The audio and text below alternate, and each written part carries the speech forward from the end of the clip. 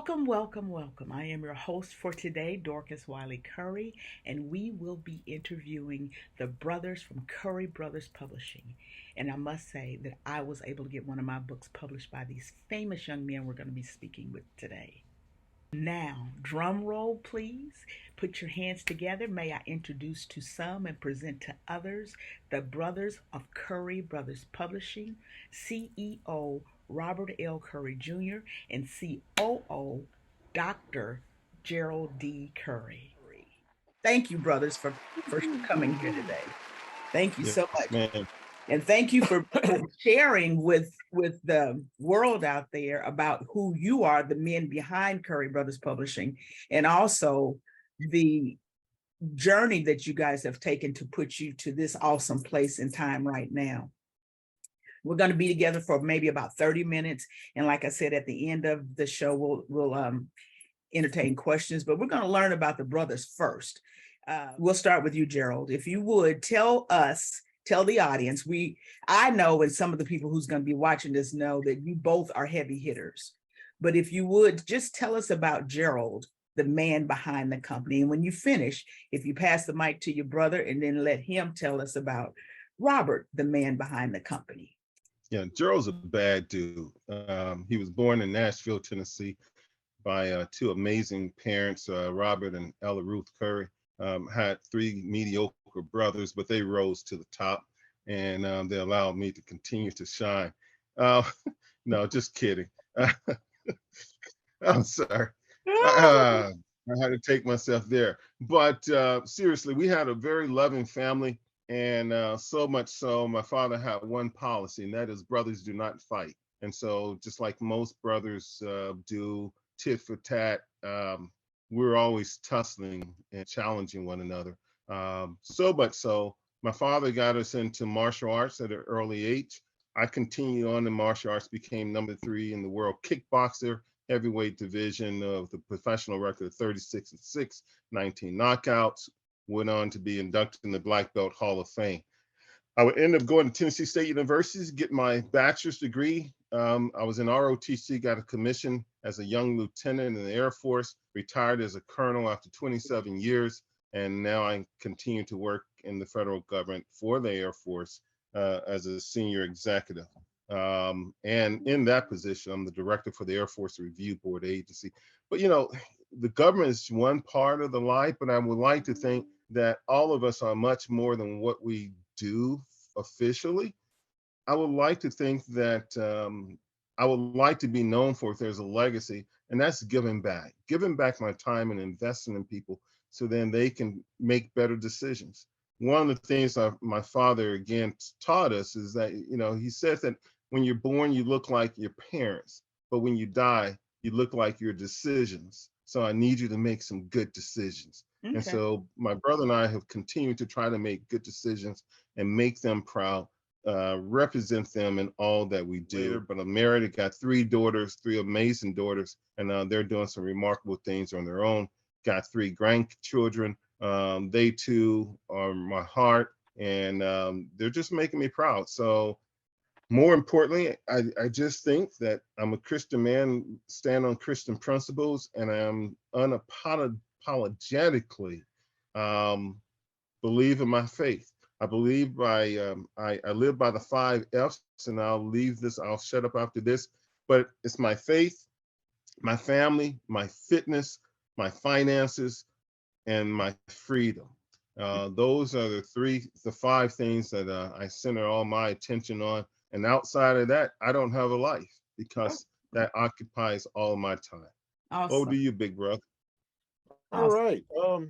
I think that, and I appreciate everything my brother said, younger brother said. Some of it's a little obscure, but I'll let him have that glory if that's what he chooses to take right now. I don't want to blemish his dreaming, but but as he said, yes, our parents were a very, very, very strong part of our upbringing, and I believe that a culmination of what we have accomplished is directly related to what they have done. Being the oldest of 4 boys, no sisters, my mother was a teacher, father was a preacher, as Gerald kind of led to. I think that's what probably led me into going to education. Attended Tennessee State University.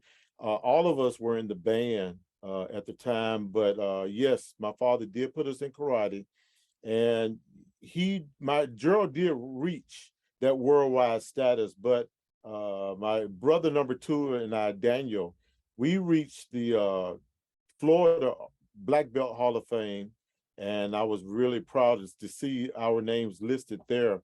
So you got 3 Currys that are listed in the Florida Black Belt Hall of Fame down there. As I mentioned, I went to Tennessee State University, graduated with a degree in music, taught for 2 or 3 years, decided to join the military. And once I got in the military, I got accepted into a medical program, Academy of Health Sciences and Nursing, got a degree in nursing. And my specialty area was ICU. We meaning me, we have been very active in high school. I'm going back and forth for a reason, but we were very active in high school and very active in track. I was able to capture the school record and participate in state competitions in track and football throughout my 4 or 5 years that I was down there. As Gerald mentioned about our faith, we're very strong in that, and we do not waver from that. So I'll stop there, and we'll talk more about that when we get into our mission with the publishing company. Very good. Thank you both. Like I said, I knew you guys are heavy hitters, but now the world knows how much you guys have accomplished, and your parents did a great job with leading that. Fun facts. I love fun facts. So I'll start with you, Robert. What is one fun fact you would like the world to know about your brother, Gerald? Being the loving family that we are, I'm taken back to the time that my father picked up my cousins, and all of us went to him being a preacher. We all went to a gospel meeting, and they had dinner there at the church. So it was about 4, 5, 6, 7 of us, I believe, young children in the back seat, and we did stop at a convenience store, and it was my job. Yes, I'm taking the total responsibility of this. It was my job to count heads, to make sure everyone was there. And I think we had like a bag of chips and a soda or something like that. So my father asked me, give me a head count. He was always a military-oriented person. And I said, all accounted for. We started driving down the street, and this car kind of started blowing his horn and flashing his lights at us and said, my dad let the window down and said, you left one back there? And he said, Robert. And I started counting and said, where's Gerald? So we had to turn around and pick up Gerald. And so the fun fact is that even though he was left, he was very, very right about all of us was crying, the children in the back. We were crying because we did leave him. Aww. And I knew I was going to get corrected when we finally got home, because it was my job. And I dropped the ball on him. Well, but no, so the fun fact is he grew up to reach the level that he is. And fun fact is he did pretty well with himself. All because you left him at the store for a few minutes, and look what he grew up to be. Very good. Very good. Okay, Gerald, your turn. What's a fun fact about your brother, Robert? Well, first of all, y'all should have left me there. I think I would have been adopted by a good white family. They would have raised me. We're done. You are done. But anyway, my fun fact would be back when Robert ran track, they had the annual sports award event.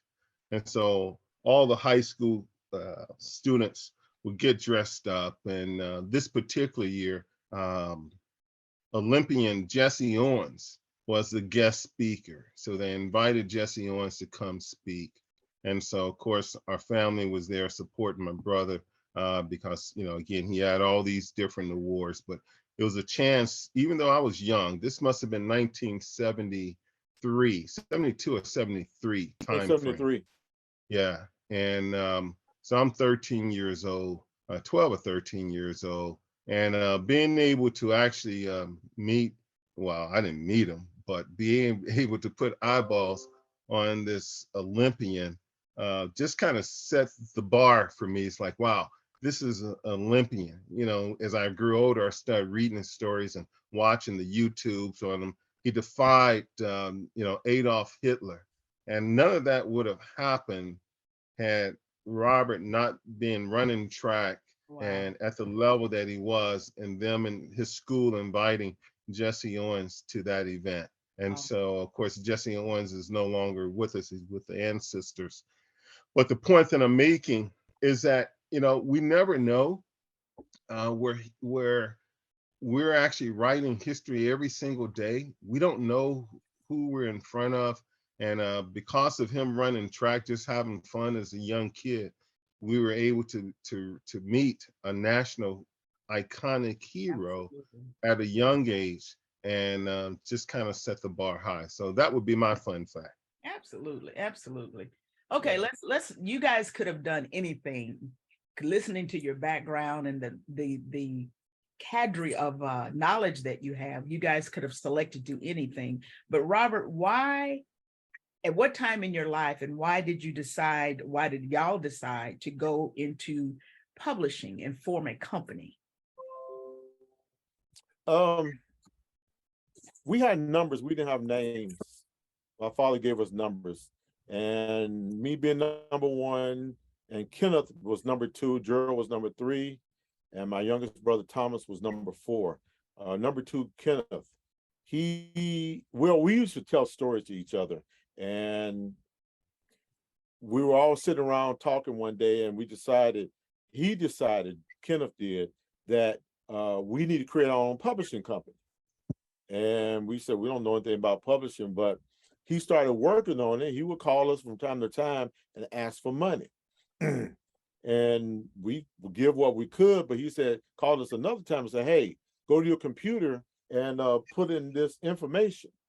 And there it was. Curry Brothers Books, I believe it was, Gerald, they called it. Yeah, exactly. Curry Brothers Books. And we said, how did you do that? Well, he started publishing books. And that's actually how we actually got started. But when he passed, and I think it was 2008, 2007, 2008, when he passed, it stayed dormant for a while. Gerald approached me and said, hey, man, I would like to keep Danny's legacy going by starting a publishing company. Of course, I said, we know nothing about what we're doing and how we're going to do it, and being analytical, trying to find the answers to the why and how to do it. Gerald just said, well, I know we can do it. Okay. So following his lead and his direction on what he did, and I said 90% of it, 95% of it, he did, and taught me along the way, and here we are. Okay. After You 13 years, I believe. You mentioned there were four boys. So right. I know you mentioned one is deceased. Where's your other brother? Two of them have passed. Okay. Number two and number four have passed. Okay. Right. Okay. Gerald, you're in the elevator. You got 2 minutes to do your elevator speech about Curry Brothers Publishing. What's your elevator spiel? My elevator spiel is this. With Curry Brothers Publishing is a hybrid publishing company where then we publish independent books. We're more than just a Black-owned company. We publish books from all genres. From start to finish, we'll hold your hand until your book is actually on the bookshelf. It takes roughly about 4 to 8 months, depending on the condition of your manuscript, and we will get it into Barnes & Noble, Books A Million, Amazon, and all the other external vendors worldwide. Okay. Give us an opportunity. Our prices are modest as well as competitive, and I guarantee you you'll be glad that you did. And that's pretty much it. Okay, very good. And I think I heard, Robert, you say you guys have been in business for about 13 years. Is that correct? 12 or 13, yes. Okay, all right. So I know It's actually been 10 years. 10? it's been 10, yeah. 10 Okay. years. Okay. 10 years. I know being in business and being a Black-owned business has its own challenges within itself.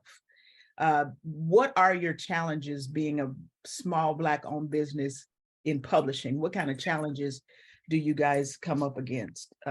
Either one of you all can volunteer to answer that question. I'll jump in. The challenge is like any business, and that's resourcing. You know, until you actually have large clientele and good infrastructure, then you're going to continue to be resource constrained. We continue to work with our clientele to make sure that they're successful. Many of our clients don't necessarily have all the resources needed. And so we will put them on a payment plan so then they can be successful. And then we would pick up the rest of what's due to us on the back end. We're willing to actually hold their hand if they're willing to invest in us and allow us to prove ourselves of being worthy of their manuscript. You know, when a person publishes a book, it's like birthing a baby. I mean, this is something that they pour their heart and soul into, and to be able to actually have it right in front of you, you know, it becomes something extremely special. And so when you can actually have your project and say, wow, I wrote that. Yeah. Only 1% of all people on the face of the earth actually publish a book. 1%. Yeah. And to become a part of that 1% is extra special, especially in the African American community. So our primary focus has been the elders in our community. There's an African proverb that says that when an elder dies, a library closes. We want to keep those libraries open as long as we can by chronicling the stories of our elders. What I wanted to add to that point that my brother made is we have found that many of our people, I used to say our Black audience, but I'm finding now is just a lot of our community people down themselves and feel like they aren't worthy to publish a work. And we have to kind of not only hold their hand, but also educate them as well. Okay. And educate them to the point where they feel better about themselves and see that they can and they will do a real good job. Just give us a chance to work with you and educate you on this aspect of something you're not familiar with at all. Okay, very good. Thank you both. Robert, what part of your job would you say pushes you outside of your comfort zone? Computer technology and the electronic part of this. Customer capture, I don't mind talking, conversing with them, but the different ins and outs of technology on the computer is one of my shortfalls. Okay, so Gerald, what does your staff look like? Or do you all have a staff at this point? Yeah, we subcontract all of our staff, from editing to also graphic design. Until we, and as well as our publishing consultants. At this time, the only employees are my brother and I, and that's by design. I believe that in about a year from now, we'll be so busy that we're going to have actually have full-time employees. But we're on that crawl, walk, run type of venture. If you have a staff, you got to pay them. And I don't want to bring on a staff until I know that we have enough resources that then we can pay all of our employees a decent wage. Okay. Thank you. Robert, what type books do you all publish, or what kind of books will you not publish? As my brother said, we do publish all genre areas, but what we will not publish is pornography. We will not publish any work that has a lot of profanity in it. So Right. that's what we will not do. And as my brother alluded to, we are spiritually based, so we can say we just won't do it. Okay. Okay. Big question for you guys. And I don't know which one wants to answer this, but you guys go beyond just publishing a book for an individual. There are publishing companies out there that if you send the manuscript, they'll put it in a book for you and they'll send it back to you and you got your book. You guys go beyond that. Why do you go beyond that? Why don't you just save yourself the effort and just publish books and be finished? But what else do you do and why do you go that extra step? Yeah, I'll jump in initially. I'm sure my brother is going to follow up. There's marketing, promotion, and things of that nature that most of the time, these are first-time authors. And first-time authors typically don't understand the publishing process, neither do they understand the marketing and promotion that needs to accompany to make that book successful. It's very easy to think that that your book is going to become a bestseller, but if you don't understand the criteria that it takes to become a bestseller, then you're just shooting in the wind. And so the reason we have to go beyond that is, the first 90 days of your book being published, you're going to sell it to family and friends. And after family and friends are exhausted, sales go down precipitously very quickly. And so it's important to kind of keep eyeballs on that book.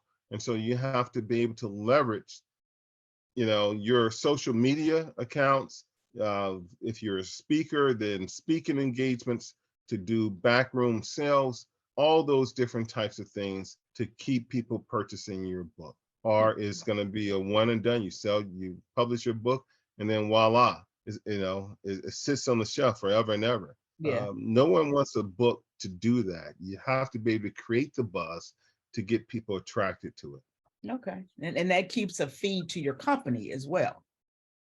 Well, They're we small. share Feed, in the meaning, not a fee, but a feed, like people continue to know. oh, most certainly. Yeah. Yeah. Not a Most fee. certainly. Yeah. Most certainly. Okay. Okay. Anything else, Robert? Yeah, he's right. I would like to add that's the educational piece that he talked about, and the hand holding, that for them to understand the whole process, not just part of the process, but the whole process. That's what keep things viable. And also, when you look at the elderly, a lot of elderly are sedimentary, and they're set in their ways. But when you see a face light up, because number one, they have a book in hand that they produced, and then two, they have activity because now people are calling them, checking on them, talking to them, and they have almost like a renewed life. So I know we see a lot of excited elderly people that we have assisted in publishing their product. Okay. Very good. Thank you. Now, I know you guys have published several books, and I don't know how many, but you do have a website so people can go and shop on that website. And I would ask, what was your most famous book that you published? But I don't want to talk about my own book, shameless plug. But tell me, what is Curry Brothers Publishing's greatest success to date? That's a very difficult question because we have a lot of different genres that we've touched on. But I'm going to start off with Dr. Hardiman's The Resurrection of Truth and Falsehoods. It's a book about the importance of truth. And when truth is not present, falsehoods will take over. And so it's a very interesting, eclectic type of book, fantastic illustrations. She teaches at 3 universities, all 3 universities. She lives in Seattle, Washington. She travels internationally, primarily to Mexico and South America. So the universities that she teaches at purchase every semester a boatload of books, which consequently make her book probably the #1 seller that we've ever had because it's so consistent. Okay. So next after that, I would say Miss Johnny Riddick. And Johnny Riddick published somewhat of a memoir. She was the one of the first African-American female assistant chiefs for the California Highway Patrol, black, white, and blue, surviving the sifting. She was raised by a single mom, which is not unlike, but she's biracial. And she talks about the struggle of being a young lady, being, growing up, trying to overcome insurmountable economic odds, joining the police department, the California Highway Patrol, and then working herself up the ranks. Very exciting story, very interesting story. And then, of course, there's Alicia Ford, would probably be the next biggest seller, Echoes from the Grave. By far, just an amazing, compelling story of, again, another young lady who was somewhat of a truant, juvenile delinquent, because she didn't have the parental controls, and she just rebelled every chance she had. And she found God early on, later on in her life, and kind of turned her life around. Made a lot of bad decisions early on, but then again, she ended up getting right, getting her faith right, and start living a life that most people will be proud of. And again, every month her book continues to increase in sales. So I would think that those three are probably our top sellers consistently across the board. Okay.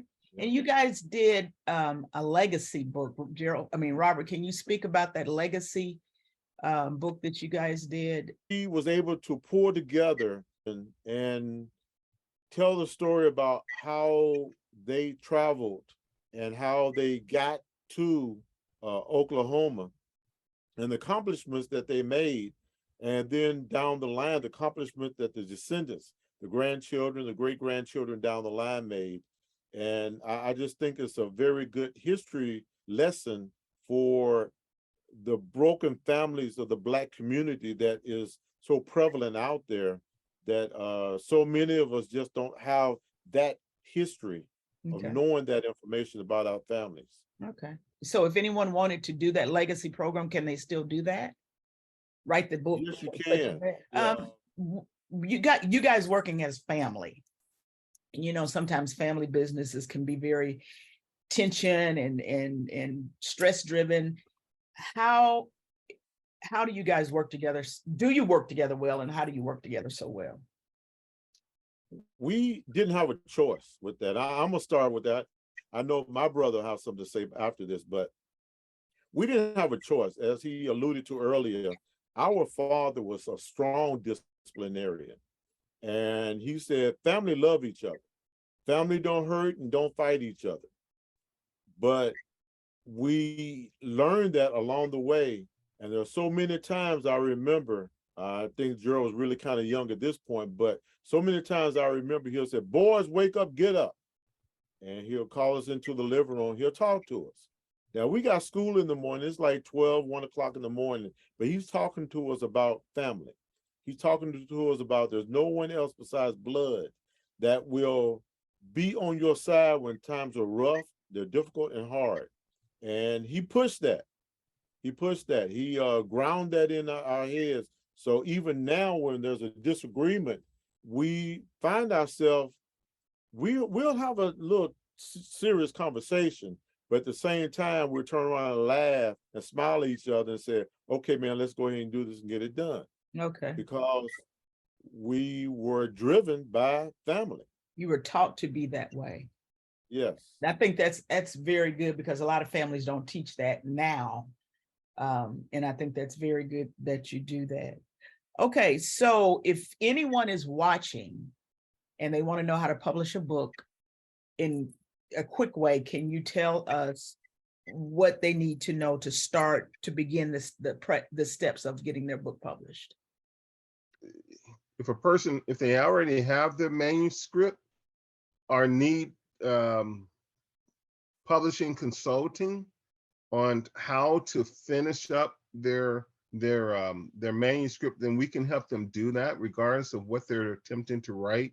we actually have a template. If a person is doing a family reunion book or a family legacy, we can send them that template on how to actually get started. If they're trying to do any other type of book, again, we can help them organize their thoughts on how to pull that together very quickly, and then just kind of follow the checklist in completing that book project. We have some authors that we've actually worked with, and it took them roughly about 8 to 10 months before they finished their project, and now they're ready to go. And we get them across the finish line. Okay. But we'll also help you get your book copyrighted, and so then the copyright is in your name. The great thing about intellectual copyright laws is that once you publish a book, it stays with you and your estate for 70 years after you die. And that can become a financial game changer, because now you are, deeding your estate the royalties of that particular work for 70 years after you're gone. So if you think about it, if you're earning, let's say, I don't know, let's say a small amount, $10,000 or $12,000 a year off of a book. Well, if you publish 10 books and you're earning the same amount of thing, now you got $100,000 coming in every year off of that book.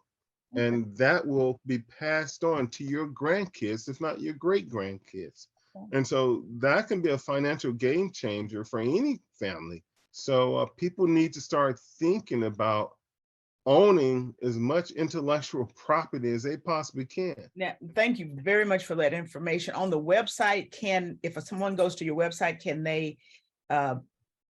contact you via the website about wanting to write a book as well? Is there contact? Yeah, they can leave information on the contact page, and it will go directly to our email, and we would get a message and we would reach out to them. If you would tell us about your recent airport connection, what are you guys doing out at the airport? What we're doing at the airport, we'll be taking over the distribution of putting authors' books, their projects, in the airport under the guidance of the Tennessee Tribune. The Tennessee Tribune has been there for some months now, and we have their authors and their books, and we will be adding our books to that as well. Is there a Tribune store, or where are the books going to be? There's 2 Tribune bookstores in the airport. Okay. Nashville Airport, and we will be fulfilling both stores. Very good. Congratulations. Congratulations. Well, guys, that's the last question I have. You guys have given us some awesome information. Anyone interested in contacting, the information will be added to this recording. Anything else you want to say real quick before we go, guys? I was just say thanks for taking the time to spend with us. We'll continue to work hard. If you have a book that you want to see in print, or a book that you think would be a great movie, then reach out to us, and we'll go from there. These guys are really, really good. They are dedicated. They honestly want to help you personally with your project. They're not the kind that will tell you, okay, here's what you do, and then they leave you alone. You don't hear from them. They honestly and earnestly want to work with you. So if you're looking to get something done in print, please get in touch with Curry Brothers Publishing. I want to thank both brothers, Gerald and Robert, for being here today. Thank the audience for watching. And until next time, keep writing. Have a good evening. And I would like to thank you. Thank you. You're welcome. Thank you.